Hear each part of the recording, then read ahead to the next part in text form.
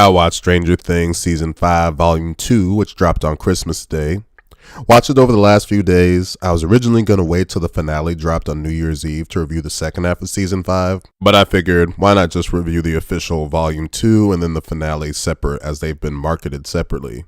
The overall release of Stranger Things Season 5 has to be the most hyped TV event of my lifetime. The actual release schedule for Season 5 left me curious though. Initially, I thought it was a weird decision for them to start releasing the episodes in November. I don't know, Stranger Things has always given me a summer or Halloween type vibe. But whatever, Volume 1 releasing when it did ended up being just fine. Dropping the second half though on Christmas Day, and then the finale on New Year's Eve came across as an obnoxious decision. There's already a lot to do on Christmas Day, and to try to force people to binge 3 episodes to avoid spoilers, I didn't think that was cool. And then releasing the finale on New Year's Eve is a whole nother level of what the f***. To its credit, this release schedule makes it feel like a huge event, which a series phenom like Stranger Things deserves. I had time to watch 1 episode on Christmas Day, and then 2 on the 26th as I was off from work that day. In Stranger Things Season 5, Volume 2, the Hawkins group continue to use all their resources to try to find Holly Wheeler and thwart Vecna's plans to destroy the world. I won't be explicitly stating any black and white story spoilers here for Volume 2, but I'll end up talking about certain things enough to where you probably should avoid this review if you want to go in completely clean. Needless to say, if you haven't watched Volume 1 yet, it'd be a dumb idea to watch a review for Volume 2.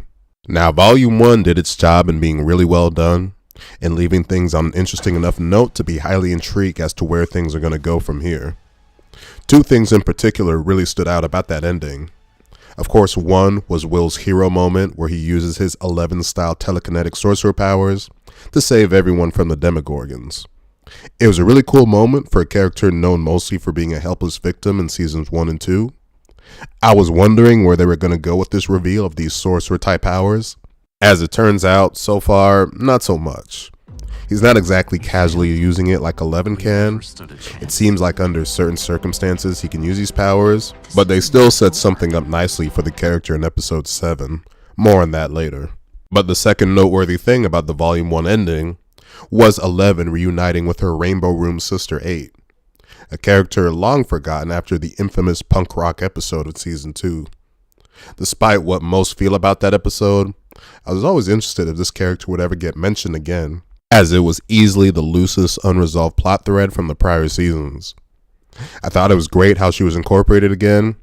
It really showed the passage of time with how much Elle is taller now than 8, and how it looked like she had been in a concentration camp for a while.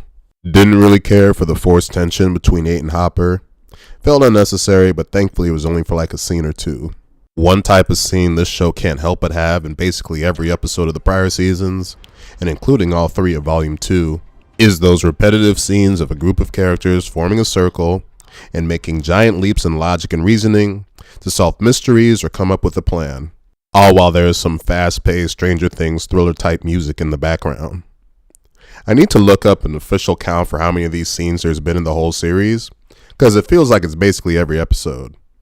What had me rolling my eye in Volume 2 is that every time it's done, you have a character saying, okay, pretend this is this, and that's that, so that means this and that and blah, blah, blah, blah, blah.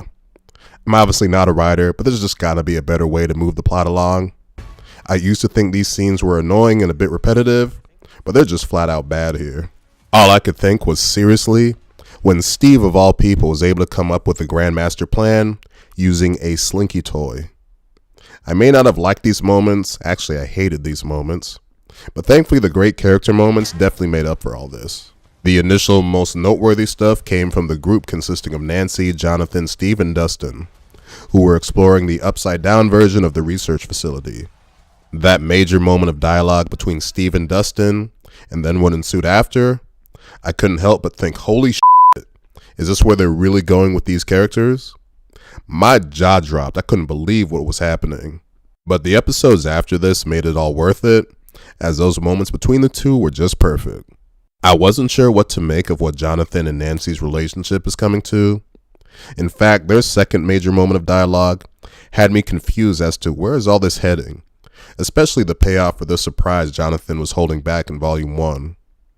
There is still some great dialogue between the two, but I'm gonna need some real kind of closure in the finale. There were other great moments like Max's conversation with Holly, and a moment with Will I'll get more into later. The series though has now finally broken that barrier in terms of having too many characters, especially in this Saving the World group.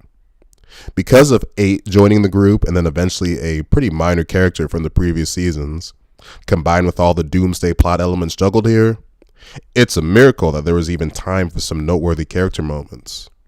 But when I look at it, it felt like Hopper and Joyce didn't even have a ton to do. Still okay roles though. The character that's been the biggest casualty of having too many characters now in the group is Erica. That character and actress was such a great personality, but they only have time to have her do some real minor stuff here like flying a kite compared to everyone else. What I've come to realize about this series is that they don't have the balls to kill off major good guy characters, which is why they just keep adding folks to the group. Hell, I forgot about Robin's girlfriend, who also joins the whole world-saving act. It turns into a group as big as the Avengers lineup from Infinity War and Endgame. For as cramped as that Infinity War style poster is for season 5, it's still missing a few characters who make contributions to the saving the world effort here. The actual team effort to destroy Vecna is now what I'm really looking forward to, as by the time you get to these episodes, I'm really just ready to see him get his ass whooped. He's just annoying at this point with his dialogue and methods of doing things. But me not liking the villain in a good way means the showmakers are doing their job right. But that satisfaction is something that's going to be really worthwhile to see. I'm also going to need that same satisfaction for those military assholes, which again shows how this series knows how to write good human bad guys.